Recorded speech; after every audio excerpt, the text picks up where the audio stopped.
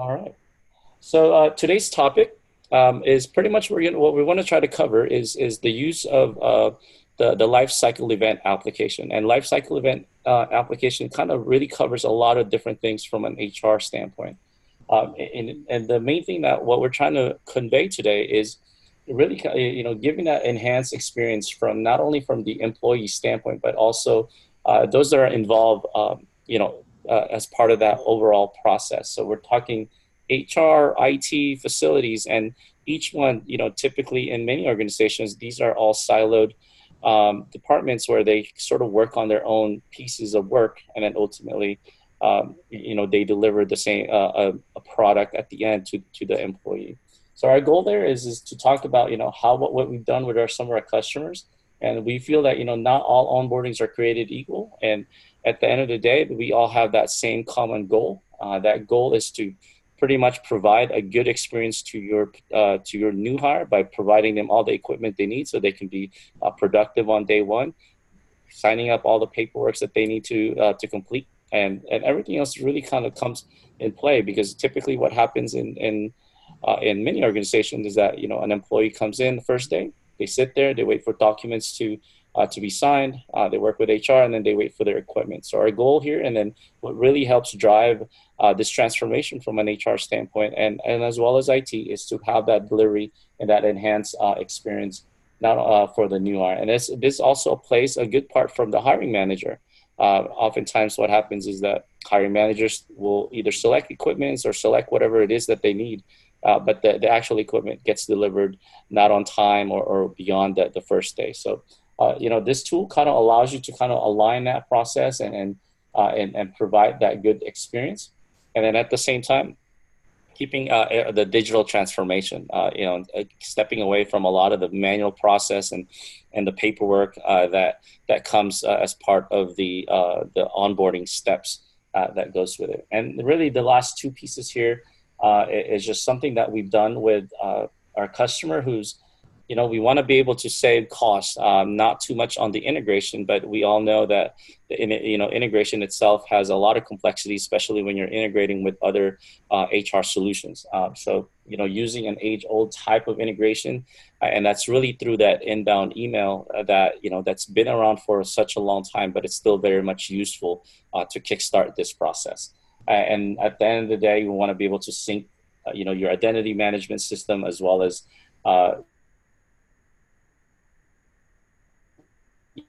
using automation tools from ServiceNow. And at the end, we'll go ahead and spend some time doing a product demo, and the demo is going to be more so covering what's available out of the box today. And with that, I'm going to go ahead and hand this over to Larry and talk about the rest. Great, thanks, Lou. And just a reminder to everybody that the QA button is down at the bottom of the Zoom window. Feel free to use that, and as Lou said, we're going to have plenty of time at the end to go back and answer those questions. We want to be respectful of everybody's time as well. So I'm not going to spend a lot of time on these, but the lifecycle event enterprise onboarding application, it has really kind of revolutionized several different areas. And basically, the use cases that really frustrate internal operations, the onboarding, the offboarding, and employee changes are addressed through this. So instead of having to swivel between multiple screens on multiple systems with multiple forms, we're really able to break this down. And at the top level, you have these events. So the onboarding event will show you how that breaks down. Termination event, employee changes, again, giving you that standardized way to reach out to everyone, not just one silo, but reach out to everyone, including the new hire themselves, to be able to really have a good experience beforehand and on day one and going forward. And there's tons of surveys and research on what that positive day one means for employee engagement and retention. So this is really then how we break it down at the top level, separating it down into these three main types, and then you can have subtypes in between as well. And I know from my days in IT, in corporate IT, leave of absences and some of these were really hard to track. And from many perspectives now, we can pull that all together. So take a look at the next slide, which is really just a breakdown of the next level as we go down. So we talked about the event, and the event would be onboarding. And then we take onboarding and break it down. What do we need to do pre-hire, depending on what the trigger is? What do we need to do pre-boarding, that time when they've accepted their offer letter, passed their background check, so they're coming, and then what to do on day one. All of these things can be broken down into these activity sets that then give us ways to map out exactly what needs to be done, who needs to do it, even down to what the new hire themselves need to do and how to reach out to them and give them tasks such as acknowledging NDAs, doing some of the electronic signature that Lou will show in the demo. We're not going to go through and talk in depth about each of these activities, but hopefully this shows you that it's a really easy way of breaking it down between the triggering event, what IT may need to do, what the hiring manager may need to do, and you start building out that standardization. And on the product itself, let's go ahead and take a look. A lot of words here. If I could highlight one thing, it's down here in the middle of this quote from the Business Wire, and really the first time that you can easily set up and manage those events across multiple departments. So you can reach out to facilities to prepare space. You can reach out to security to prepare badges. You can reach out to IT, all from that centralized event and those activity sets. That's really the pull quote that I would use from here, is that for the first time that I've seen in many of these products, even the HCM products, it ties it all together. So of course, when you're going in and you're going to take a look at the project itself, looking forward, you want to make sure you're addressing pain points as part of the value proposition. And so we know we have too many manual processes. We're using spreadsheets, multiple forms. HR may be using a spreadsheet. The HR business partner may be using a spreadsheet. Talent management may be using their specific system. IT's using ServiceNow. Facilities, who knows what they're using. Legal may have an interest in this with the NDAs. So we want to try and eliminate a lot of those, because this is emails back and forth. Fulfillers, the HR teams and the others, will be working in their own silos. And many times within those silos, there's tribal knowledge of how they do things. It's not standardized in any system documentation. A lot of steps. And variables. So, we all play those what ifs, where standardization can eliminate many of those. And then the transparency is just not there right now, without using that single pane of glass to show, when I was a hiring manager, I would want to know, how did they do on the background check? I haven't heard in a few days. That would take a phone call or an email to HR.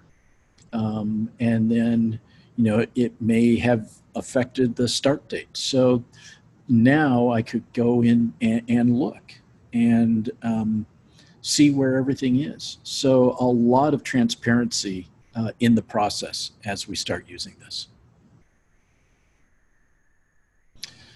So that leads to expected outcomes. Obviously, again, when we're building that value proposition and showing what the value is of using this tool, multiple tools. And so you see here, we're not here to say that ServiceNow takes over everything. ServiceNow is not going to take over a recruiting tool. ServiceNow is not going to take over your HCM tool. It's going to pull these various inputs in and standardize how we act and take those triggers. So in a lot of cases, recruiting will, either fill out a form or, as Lou mentioned, redirect that inbound email to come to ServiceNow, and that can kick off the event and the activity sets, and then manage where that data is going to go, all so that on day one, things are ready. The user has access. They have their system. They have their voicemail. They have their email. They're not waiting. All the documents have been signed and collected and recorded back where they need to be recorded, because the new hire had access to do that through the employee portal. So a lot of these things, distributed management, it's not just one person. IT takes over their role. Facilities and security take over their roles. HR can, again, use that transparency to see how they're doing in things. But HR doesn't necessarily have to worry about where all these other activities are in the process. So again, the final down here, best practice analytics, like anything else, you want to make yourself better as you grow within the tool and within your process maturity. And so now you're collecting your metrics within a single system. Whether you use reporting, whether you use performance analytics, you can go back and see where are things dropping. Where did my new hire survey show that I may need to focus some improvement efforts? So again, having that central system gives you that ability to more easily do your analysis on an ongoing basis. As I said, it really simplifies things when you start looking at it. And I've, as a customer and as a consultant, I've been involved in this for a long, long time. And just being able to, separate this out. Okay, onboarding, you look at that and it's a big thing. And now all of a sudden you can say, okay, let's break this down. And out of the box, we can build these activity sets very easily. What do we need to do during the pre-hire stage? Okay, here are the things that need to be done. Who has to do them? Let's make sure we build out those tasks and reminders. When we move then into the next phase, what do we need to do now that they've gone through and really kind of passed that final pre-hire step? They've taken care of the offer letter, they've done the background check, everything's good to go. A start date is set. Now what do we need to do? And that's where we really come out. And a lot of the improvement for the hiring manager you'll see in this pre-boarding stage. They'll be able to, again, see that they've moved on. They've passed their background checks. They've signed their documents. The date has been locked in. Now, I can go in as a hiring manager and select their equipment, notify, or let them know if this is a remote or needs a space in a building. If it's a special hire, maybe I need to get some other things started early, like business cards or a business credit card. So a lot of that will be automated as far as sending out those tasks and tying into your service catalog, tying into, even if it's just notifications to the new hire that, hey, we've received your NDA, we've received your acknowledgement on a job description. Thank you very much. So now the new hires also have part of that transparency as they go through, and they're not sitting there waiting and wondering, or that may be the thing that locks them in, so they're not accepting other offers. They're seeing that they're moving forward and they are actually going to be an employee. And then the other departments aren't left guessing either. Facilities will get a notification, during the pre-boarding rather than on day one, which is always fun. Where are we going to put them? They're going to spend the morning in orientation. That gives us 3 hours to scramble and get something set up. That's a common scenario and is eliminated by breaking it down into these activity sets. So here's basically some of the activities that fall under that, and where they can go. So, IT getting a request in time, they can check inventory, they can make sure if there's anything special that's been ordered, they can provision accounts. All of that can be done. Facilities can get that request to go ahead and set up an office space, or at least note that they're going to be a remote employee. Payroll and finance can get involved, start setting up their systems, time clock systems.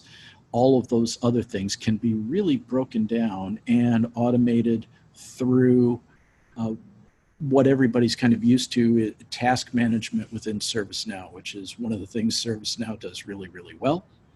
And now we can just use this application to pull all of this in and not just worry about IT or other individual silos. So why do this instead of an HCM suite? And the integrations that come with the HR is going to take care of a lot of this. So what we've got is really within ServiceNow, we're doing case management for HR. There are HR specific knowledge bases, which can then be used for the new hires, instructions on how to fill in certain forms, where to go for their background check. All of that can be managed now within the HR tool. As I said, those department workflows don't just head from HR to IT. Now we can send them out to various departments. We look at it as an enterprise, so we can build into the workflows. If this is from EMEA or APAC or the Americas, go this direction with the workflow or go this direction with the workflow, so that you really get that global enterprise look and feel and standardization. Those transition events, someone who gets promoted and needs new access, needs to change their access. Those events in the employee change events that drive us all crazy, because usually that's the employee going to HR. HR knows that there's a leave of absence or some other change going on. Maybe a manager knows about it, but usually IT finds out about those things during an audit, and when they are questioned why this access is still turned on. So taking those events and really breaking them down really standardizes and again globalizes all of that. So it really is a system of action. Your HR system is going to be your system of record for your HR data. We're not replacing that, but we're actioning these types of events through ServiceNow. So that's why we say we integrate, we don't replace HCM. Again, when we talk about outcomes, we want to make sure that we have that defined and documented process, moving from multiple spreadsheets and sort of documented tasks and moving that into what happens when we request a leave. And if that leave is, here's the first activity set that goes out. You need to fill out this paperwork based on state or region or country. The HR team needs to get involved to evaluate it and make sure whether it's FMLA or other activity regulations are applied and complied with. And then break it down. If they are expecting a baby, maybe there's separate maternity or paternity. Maybe there's adoption alternatives that need to be built in. So you can really see that you can break this down.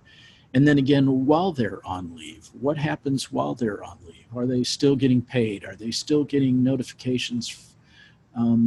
Anything else? What happens when they want to return back to work and things need to be uh, kind of set up or reactivated for them?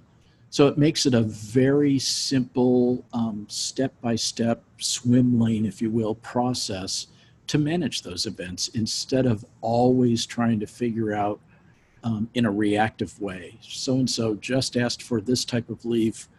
I think Larry used to handle that. Larry's on vacation. Anybody else know about it? Now all of a sudden it's all centralized in that system of action and you just trigger it. So here's a particular use case that we've seen a lot, and this is one where we may use an inbound email rather than the out-of-the-box onboarding form. So generally, those talent management systems will, one of their artifacts will be an email saying, to someone or a distribution group, this person has, accepted the offer letter. We can take that and now create the inbound action within ServiceNow to start what's going on. And within the out-of-the-box actions for this, whether it's the form or whether it's an inbound email, one of the first things that will happen to facilitate the new hire being able to use the system will be creating a temporary account to give them access to the portal. It will create a beginning of the HR profile. And remember, the HR profile is different from the user table that you may be familiar with, in that that's a secured way of storing HR relevant data for ServiceNow outside of the user table. So it's very restricted and controlled. So you have controls over your PII. That's going to interact with the HRIS or HCM system. And then the ServiceNow system is going to use that profile.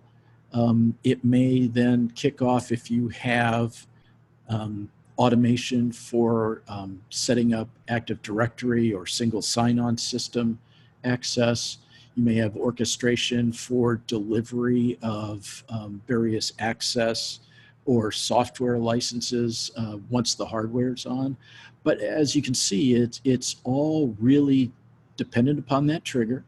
But then the system of action takes over and starts coordinating through tasks and automation what's happening. And with all of that, there's notifications, there's reminders, and that's where that feeds in that transparency.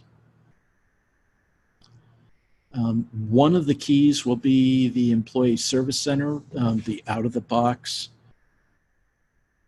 portal. If you're familiar with the latest iterations of the portal or the HR portal, you know that there are user criteria that can be used to manage who sees what content. So this is another big deal in that you don't necessarily want the new hire to see everything on the intranet or on the portal. You want them to really focus on what they need to see as the new hire, which will be the tasks that are given to them to review documents, maybe start reviewing benefit information, depending on the timing of all those things. So the Employee Service Center can be set up with that user criteria. So they're seeing very specific content and tasks that are for them. And the same with any other content, whether it's retiree. In some of the retiree cases, we can now exploit that capability for the new hire. So they have a single point of contact. It's online. If you go ahead and go to that next slide, it's mobile. There are widgets within the portal to facilitate the signature. Depending on the level of control that your legal department puts over that, they may be able to do it this way. There are integrations into DocuSign and some of the others. But the key is, especially with the Madrid version and the way it works on a mobile device, very handy. Doesn't matter where the new hire is. They may be, out celebrating, taking their last vacation before they come in and really knuckle down on the job. But they have access to this via mobile, via their desktop at home. It's keyed in with their personal email, so they can get started even before email or other access has been provisioned. That's all taken account of in the application. So we're going to transition and get away from some of the PowerPoint. I'm going to throw it back to Louis, and we're really going to focus on the out-of-the-box capabilities, because they are very impressive, and this goes along with both ServiceNow and Clove's best practice of configure versus customization.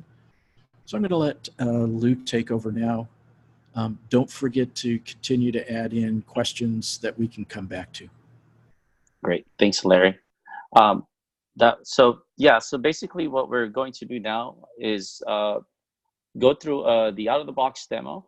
The main thing that we will cover is to talk about the different personas that are involved when we're doing an enterprise onboarding. And as you can see from this perspective, what we're really trying to do here is what we've seen in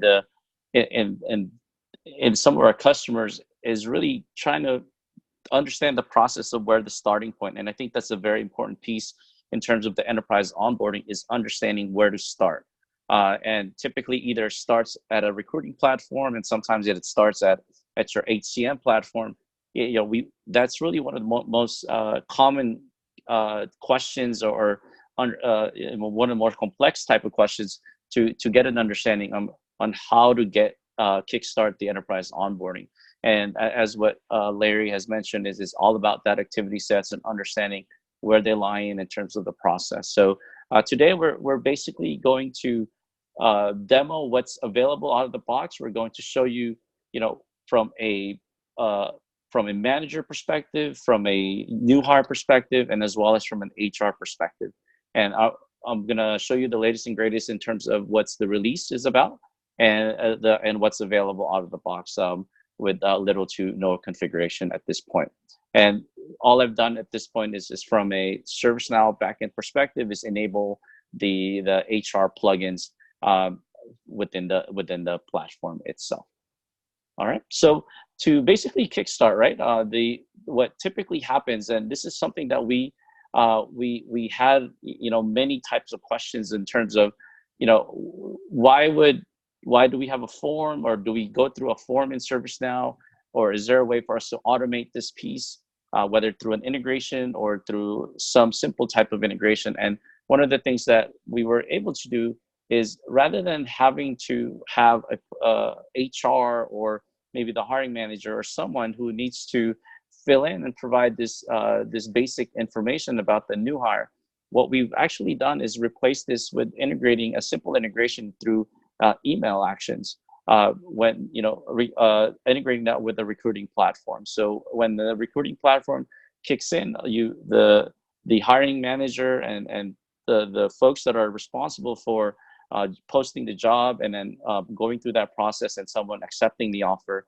Once the offer is accepted through that talent platform, it can basically kick off and then go through some validation steps to make sure that it has the right information already before it even gets to ServiceNow. So what I'm going to do is because I don't have an email that I was able to prepare today, we're just going to kind of just kickstart a very basic start of the implementation of the onboarding itself. So typically, from the recruiting platform, these are some of the basic information that you would get. There's nothing,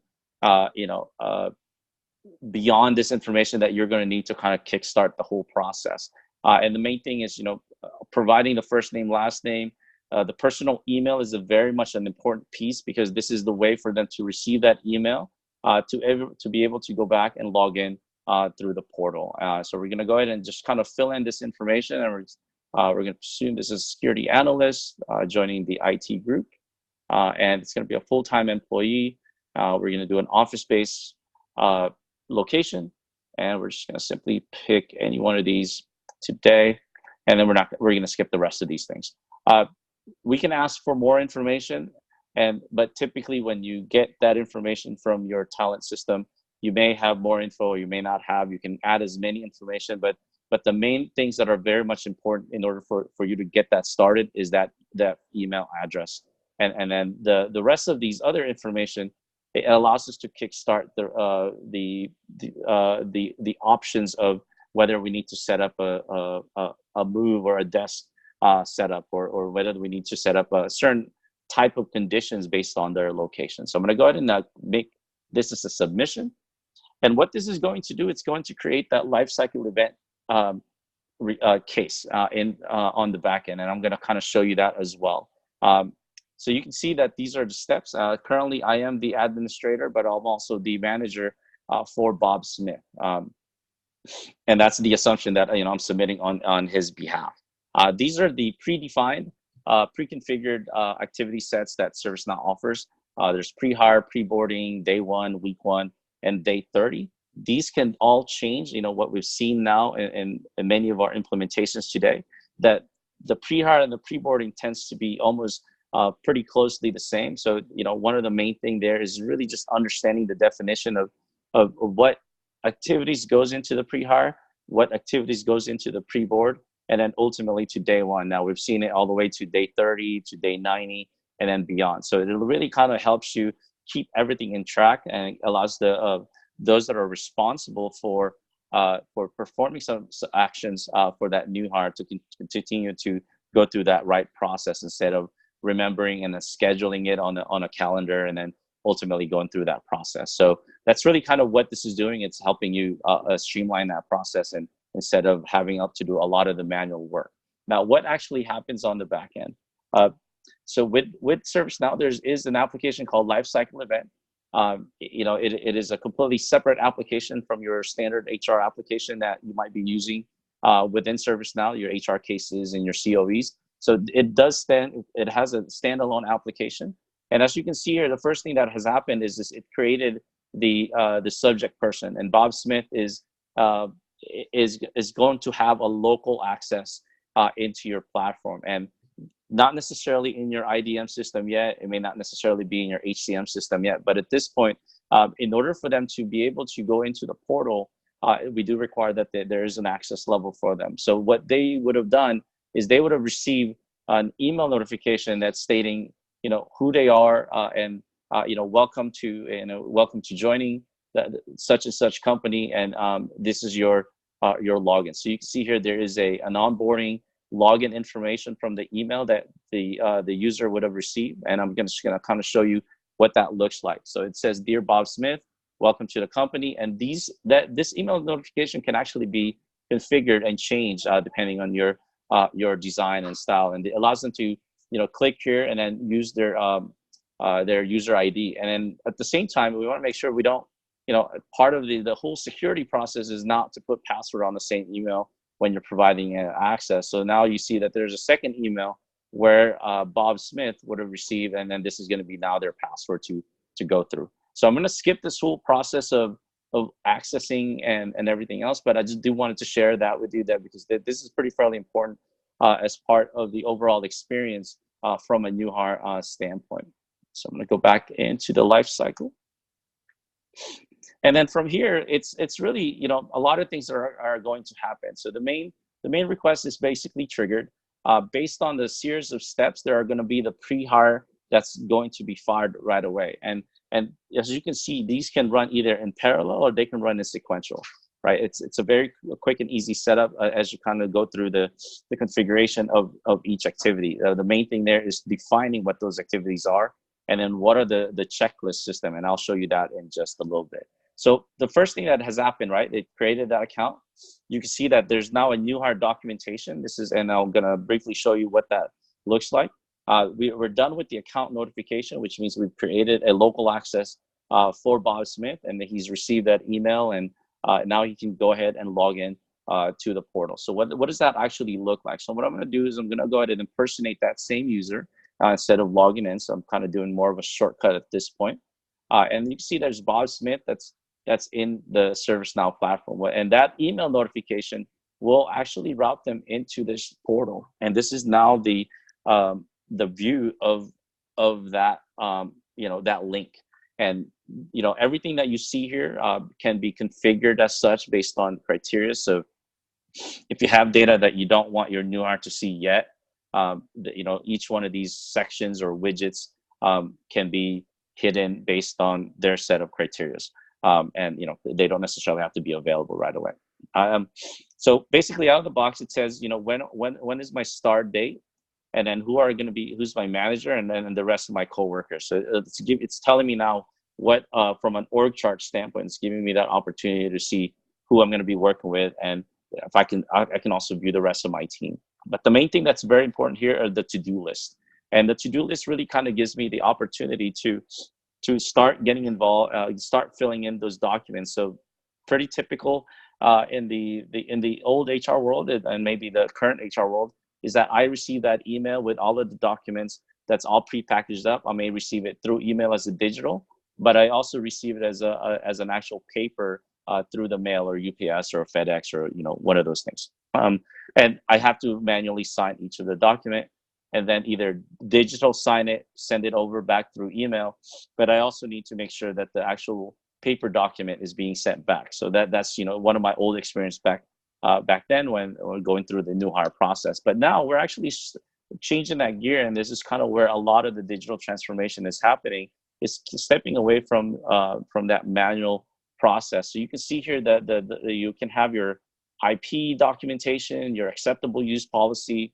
You can see you can have your your NDA as well, and the new hire can basically either type, or you can mandate both of them to be the same, to be mandatory, where they provide both the signature here. So it's pretty much all digital at this point. And if you're using a mobile device, you can use your finger to kind of do the signature, and then you simply press accept, and that gets logged and saved into the record.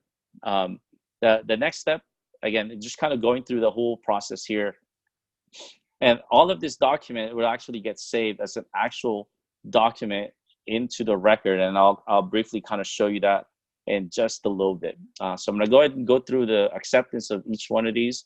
And whenever, as you can see, the key difference on the two types of signatures that I'm seeing is one is Word document, the other one is the PDF. So when you have a PDF file, ServiceNow has been able to show what that actually PDF looks like, and you can actually sign it from there. If it's a Word document, as you can see, it will download that file first and save it to you. Now you can enforce the whole, attaching the document back and things like that, or you can simply just say, as long as that I have that document and I accept it from my e-signature or whatnot, that may be good enough. So again, this is all comes down to more of a process and the policies that you may want to set forth when managing documentations. So I'm going to go ahead and continue to accept. So now, as a new hire, I've kind of done my part, right? I mean, I'm pretty much done with all of my to-dos. And really now it's just waiting for the next step. And that next step may happen 2 days from now, a couple of days from now. It's just really kind of going through the process. And at each time that there's something for me to do, I receive a notification that I can go back into the portal and then take action on. So I don't necessarily have to continue with the email back and forth at this point. So I'm going to go back in here to the back end and just kind of go back as the main admin and kind of just makes things easier and make things faster. And going back to the lifecycle event itself. And as you can see where the updates are, this is where the HR documentation, these are the documents that I've signed and read, and you can view that document, and you can also see that, we can actually embed the actual signature as well into one of these documents. So that's something that's more of a required process for you to make sure that there's a section here for a signature. We can actually pre-populate that if it's a PDF file, as you can see. Okay, and you can see all the different cases and the different tasks that's been involved and which ones are still assigned. I could generate an NDA for the subject person if I needed to. And inside here, it's just the layers of tasks. Now you might be seeing there's a lot of records, but a lot of this is really just capturing, and it really helps you from an audit standpoint of which part of the work has been completed. So you can see that the Bob Smith has completed the actual signing of that document. Now, what I'm not going to do today is talk about the electronic document management, which is a completely separate module and feature that ServiceNow offers today. And that's kind of, you see here, move attachments. We're not going to go through that today. Simply, we're not going to have enough time to cover that. But as you can see, as I just kind of move along and complete all of this process, as things are being completed, what you're going to start seeing is more progression of what's going on with the actual case itself, and the more things that are getting completed. So in this case, if I was the Tammy from the HR team, I simply close my task as, yep, I've done the employee drug screen. I did all of my checklists, and now I can go ahead and close this particular case or task. And that's really kind of going to come down to going through the rest of the step and completing each particular piece. Now, what's good about all this is just it has a lot of the timestamp. It also can do due dates. It can send out reminders for those that might be too busy and then just kind of missed it. So the reminders really help set make sure that things are not getting dropped as the process is kind of continuing along, and it's really kind of helping set up that day one productivity from your new hire. So now that everything is done, the last piece here is just waiting acceptance, and then just to make sure all the documents has been completed. And now I'm going to simply accept that completion. All right, so now everything is complete. Actually, I can't do that because I have to be David Liu. And that's one of the things also that's very important here is the actual action is required for that user. So if you don't have the right roles and the right permissions, you don't necessarily will have the opportunity to do it on someone's behalf. So as you can see, I have to be able to, if I'm whoever's the person who's responsible for this, whoever this is assigned to, is the one that needs to ensure and then accept that process. So I'm going to go ahead and say okay, and that should complete that process. Okay, so I'm going to go back in here and just kind of keeping track with the rest of the steps of the life cycle itself. So part of the onboarding, and you see now that we've kind of moved forward, now we can go on. Now you can see the rest of the new activities. So now a lot of things have triggered, and you can see that some are HR tasks, some are HR case. Now, what is the difference? In ServiceNow, the HR cases are always assigned to the HR team. So whether that's the benefits team or the payroll team or just the generalist who's responsible depending on your structure of your COEs, HR cases are always assigned to HR. That's the reason for that is from a permission standpoint. Now, when you see the HR tasks are either assigned to the manager or assigned to the employee, or it could be assigned to an IT folks. And this is where you start seeing the benefits from a manager standpoint. So I'm going to impersonate. I'm going to go back in here and say, because I am the manager, as the manager, I will have a lot of things to do. And with this particular request, you can see that I now have to complete the selection. So I can either select which desk or office space that they need to be sitting in. So we have that integrated. If you're using the facilities management application that ServiceNow has, you get to take advantage of the floor planning space and the office space management here. And you can say this is a single move. It's going to be for this user, Bob Smith. Neither this. And we simply just submit. So now I've actually completed the facilities portion, and as the hiring manager, I didn't have to send an email out. I didn't have to fill out another form to complete that process. So this is really kind of helping continue to streamline that process. And the other thing that's also fairly difficult for many, and that's one of the more pain points is also that selection of equipment. And that selecting of the equipment is typically one of the harder ones to kind of accommodate, because IT may already have an existing process. And the good thing about this application is it can actually look at that existing process and then integrate with that pretty fairly seamlessly. So this one right here is the new hire equipment order guide that IT might have already built, and it's really just taking advantage of that and then pulling that in as part of the whole enterprise onboarding. And now I can select which equipment and which item that may be, and I don't necessarily have to fill in and go into another form to do so. So it's already here. It's all baked into one view that I can see, and it's much easier for me to manage it this way. And if there's anything that's mandatory or anything that I need to see, as the manager, I can go ahead and click that. So I can pretty much say order now, and now I'm pretty much done with that checkout process. So it's very seamless, very easy to do, and with the rest of the activities that's going on, as you can see, it's whether you're doing it as an employee, you're doing it as an HR person, or you're doing it as a facilities and the hiring manager. It's all in that one pane view, and it's a lot less cumbersome in doing a lot of the manual work, and it's really trying to save as much time as possible. With that, I want to make sure we have time to collect questions. I'm going to go ahead and stop the demo. If anyone has any further questions, we can basically go through the whole steps and the process. But the main thing to understand here is that there will be a lot of tasks to complete.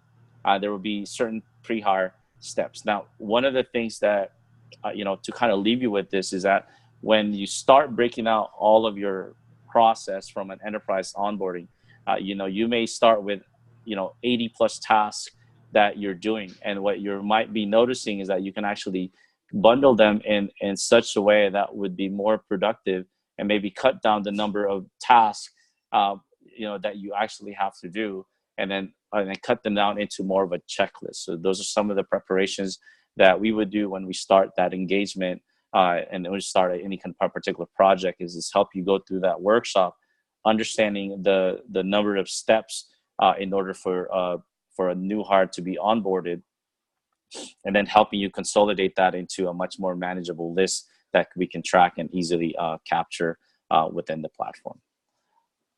So I'm going to go ahead and stop at this point. Let me go ahead and check the Q&A real quick. All right. So Larry, just one of the questions from the panel is, what do you see as challenges when setting up initially the onboarding process using Lifecycle Event? Well, that's a great question. I think some of the challenges I've experienced are really defining when the triggering moment is.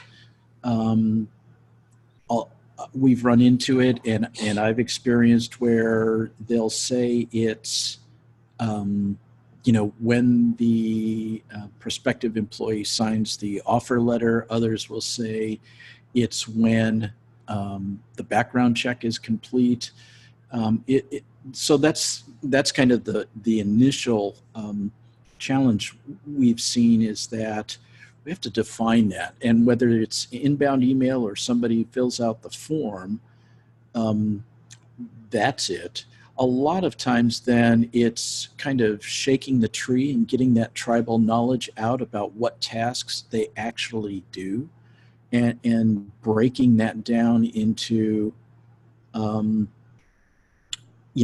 can do this? Is it an IT? Is it within HR? Or is this something that goes out to the new hire? So I would say that the biggest challenges at the kickoff of these projects is determining the trigger point and identifying the tasks. Even initially, if you don't set them up into the activity sets, just identifying what everybody does. And because it's been so siloed, there may not be a central repository of those tasks.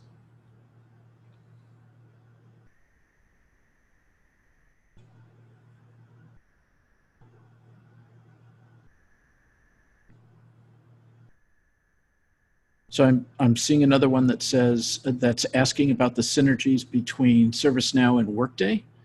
And if a customer has Workday, what should we take from ServiceNow? Yep. Another great question, because we see a lot of customers with Workday. Workday is growing in the marketplace for HCM. And a lot of that will be, number one, it's very easy to integrate the HR profile into Workday, especially for lifecycle events. Then passing the information back and forth is fairly simple. But what we don't want to do is, with Workday or any other HCM, is take away those processes and those operational things that Workday does really well. So, time reporting and going in and some of their HCM based reporting. But for the onboarding and offboarding events, what's really nice is that trigger and that integration between Workday and the profile in the HR record, so that it's a fairly easy, and I say fairly easy, process to keep ServiceNow updated with the right information that HR needs to manage cases going on and forward. Great, thanks, Larry. Another question there, Larry, is what are some of the technical challenges that you've seen when integrating the enterprise onboarding, using lifecycle event, and then trying to connect that with the IT onboarding that may have been already in place?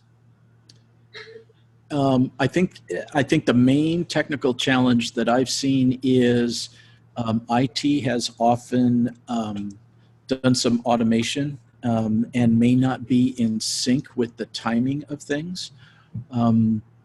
So a lot of it is just getting everybody on the same timeline and understanding what IT is already doing, and just converting those tasks so that they remain as IT-based tasks, but they're now kind of brought into the life cycle event. So, when I was a support manager, I had onboarding as a series of IT tasks: create accounts, create a voicemail and deliver a telephone, provision a laptop. If it's a remote user, provision this kind of setup and send it out to them.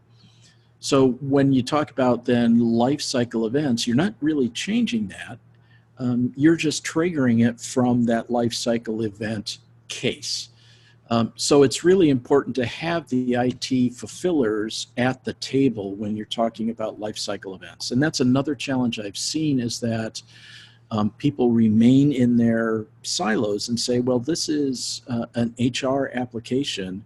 And all of a sudden you realize you're talking about service catalog and other things, and nobody from IT is at the table.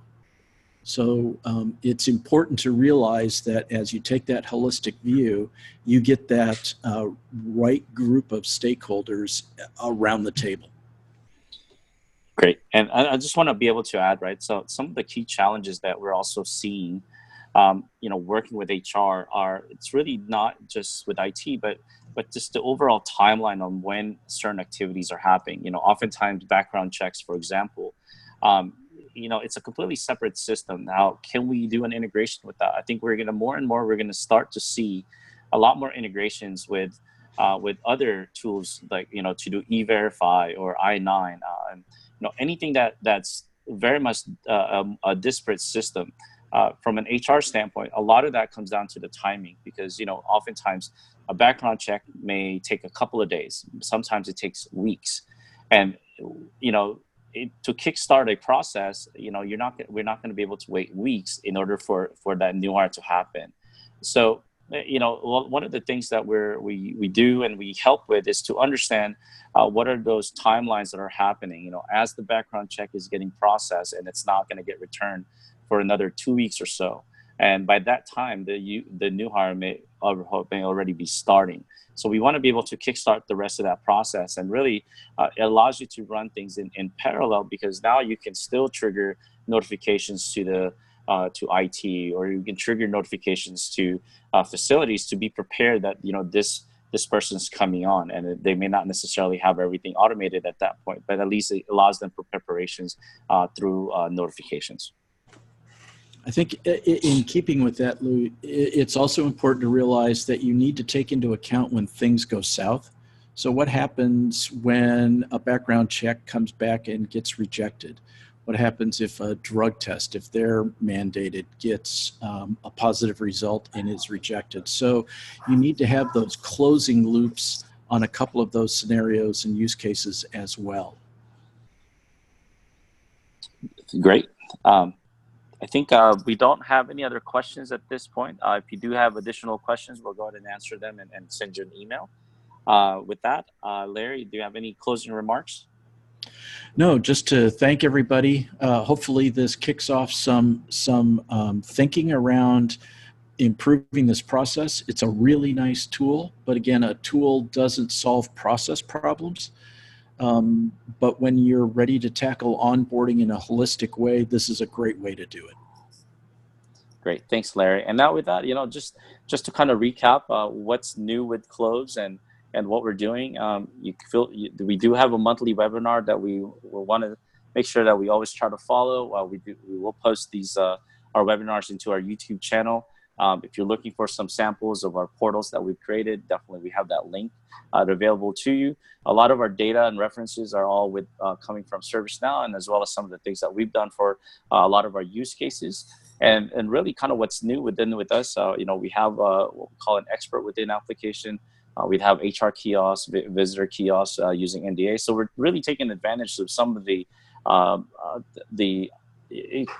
features and functionality that ServiceNow coming out with, and really kind of finding ways to utilize that same capability and different types of processes, and especially in the kiosk world would be one. We do have a marketplace as well, portal that we have, and then some enterprise portals that we're continuing to work on, and some new design, new layouts, and to continue to enhance that whole experience within the organization. And with that, we just want to say thank you to everyone who attended, and looking forward to having future discussions. And we are going to stop recording. Thank you.